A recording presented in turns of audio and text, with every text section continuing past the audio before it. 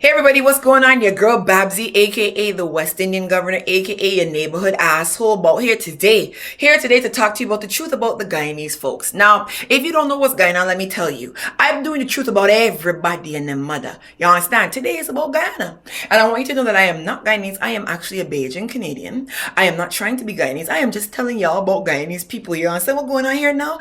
Good boo-boo. Now, if you are sensitive and you can't stand jokes, shift from rascal about here, because if you come on my page and tell me about, oh, you're cursing, I'm gonna tell you some nastier fucking words.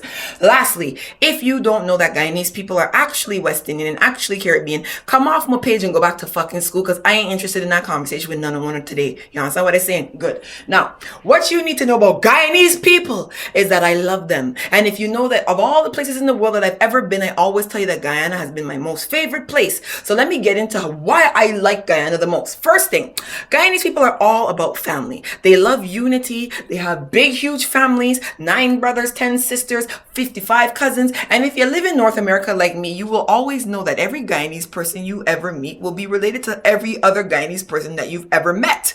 You understand what I'm saying? Because I do know they are related and they love one another. Now, this whole love thing works really, really well for them. That's what makes them so good in relationships. That's why they just hook your ass real quick, because they are the most loving people in relationships, and they are the most willing to do what it takes to make a relationship work. So I know some Guyanese men that will bake some bread that will make Aunt Jemima shame. You understand? I know some Guyanese women that will cut down some trees and be like, hello, not blink twice. But what you need to understand is that Guyanese people are not very forthcoming with their personal information. So there's a very good chance that the Guyanese person that you're in a relationship with could possibly be married back in Guyana. You didn't ask them, so they ain't gonna tell you. But what you need to know is the ones back home know about you. It's just that you ain't know about them. So don't go about saying that Guyanese people tricky. It's just that you ain't upfront and asking what going on upfront. That's why you getting tricked. Understand what going on here? Good.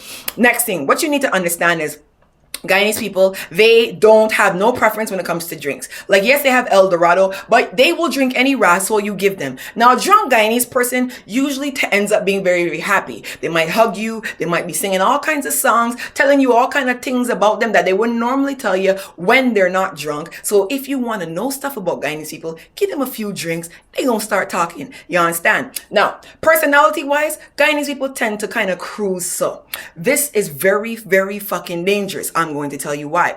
Because Caribbean people don't understand Guyanese folks. We just curse and make the big confrontation.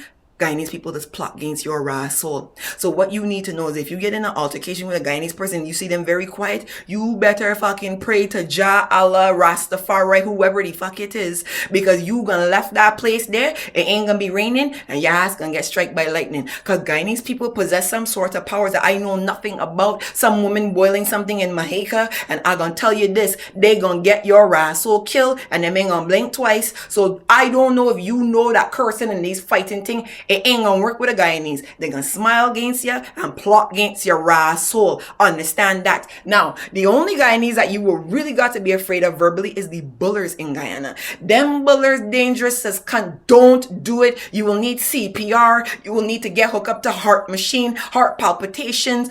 You get epilepsy with a curse out from a Guyanese buller. When them start going in that booger body talk, take off from boat. Cause they gonna fuck up you and you ain't gonna make it. You understand what I mean? The rest of them just cruise easy, but a Guyanese bullet will fuck up you. Now, what you need to know is that Guyanese people, when they get pissed off to the point where they have to get violent, you gonna be fucked up, because they are very skilled with a machete. I don't know them that's cut cheese with a machete, them that's cut bread with a machete, them that's butter their bread with a machete. Man and woman know how to use machete. So when you go around a Guyanese woman talking about you gonna kick up this and that, she done got she fucking big knife down she bag and she gonna stab ass. So you know. So don't fuck around these Guyanese people when it come to them and them knives, cause they gonna kill you. Now, some things you need to know. Guyanese people have mastered the art of Chinese food. I don't know what the hell they doing with this thing, but they take it from the Chinese and making it better than the Chinese. So the chow meins and all them thing, you're not going to find a chow mein done better than any Guyanese person on the entire planet. You understand? So now we know they cook good, they sex good, they treat you good, but they got knife and they will stab your asshole. Now, before I go, I want to say a few things about Guyanese. You all will be talking about them and laughing at them when you see them in in your country because you're like, oh, 500 of them live in one house. Let me give you a little math lesson. Let's use the Americas for example. $1 is $200 in Guyana, which means that if a Guyanese person makes $50 for the entire day, how much money is that in Guyana? Can you tell me? $10,000. Now, a person sitting down on a desk in Guyana is probably making between 4,000 to 5,000 Guyanese dollars a week. They come in and stirring concrete and getting how much? 10,000 a day. They sitting all together in one house because what they're doing is they're sending back home their money.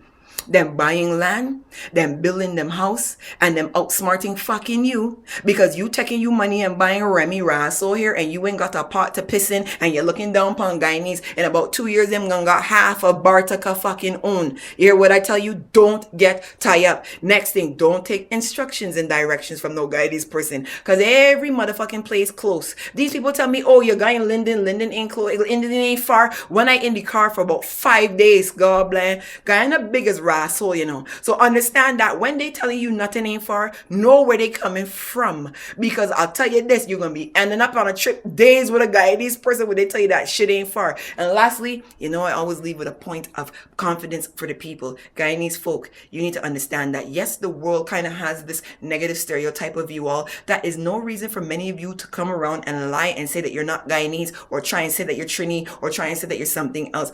Own where you come from and be proud of where you are. Rep your Guyanese flag and let the motherfuckers know that you from about there. Don't be fucking bleaching your hair and dyeing it blonde and telling people that you from America. We know you from Rasso Linden. You ain't fooling nobody. You understand?